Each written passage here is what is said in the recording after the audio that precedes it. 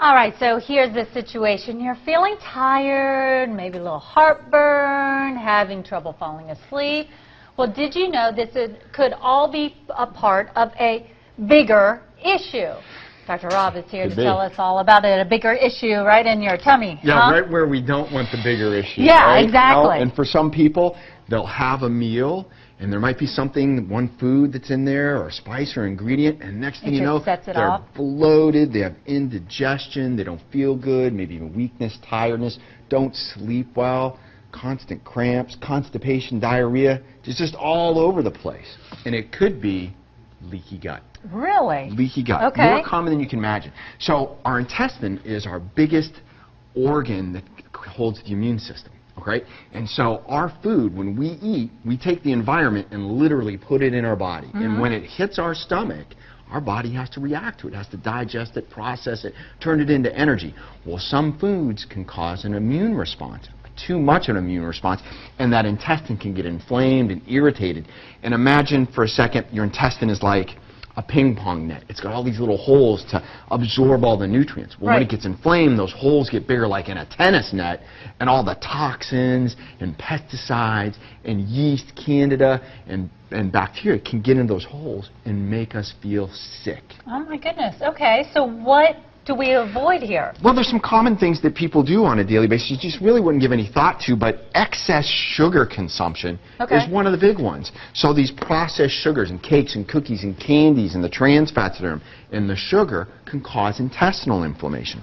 The overuse of acetaminophen, aspirin, NSAIDs causes inflammation of the stomach as well. Same thing with antibiotics. Using too many antibiotics inflame the stomach. Smoking, of course, is a big one. Too much alcohol consumption, drinking too much coffee, all sets the stage for this inflammation, the irritation. You eat your food, next thing you know, you're nauseous, you're bloated, you've got gas, you've got diarrhea, you've got constipation, all over the board. So what do you do? Well, we have things that we can do to fix that. One of the best ways to do is to eliminate the causative factors. If you're drinking too much caffeine, cut it down so that you're only drinking, say, maybe 1 or 2 glasses a day. Also following a low glycemic nutrition plan, one where you're not eating all these processed foods. Okay, lower the sugar. Decrease your alcohol intake. Keep it to about 1 drink a day at maximum. Okay? And then we also have other things that we can use to help heal the stomach. We have different medications that we can use to help calm down the acidity or improve the acidity of the stomach. Which would be what?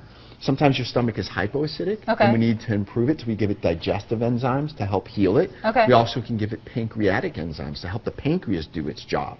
Also, omega-3s are very helpful at calming down the inflammation of the gut. And of course, the #1 thing that everybody's stomach needs, everybody's intestine, is fiber. Fiber heals it. And it's best to get it in, 4 to 6 servings of fruits and vegetables every day. If you don't like to eat your greens, there's of course lots of supplementation we can use that we can replace that fiber, and you should have some every day. And that'll help heal that stomach and calm down that leaky gut. Isn't that interesting? All right. Dr. Rob, any other questions? Where can we find you?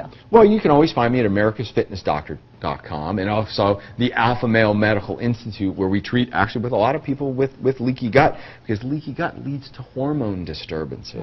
More commonly, we see thyroid, testosterone, estrogen, DHEA deficiencies caused by inflammation from the stomach. One problem after another. Yep. All right, Dr. Rob.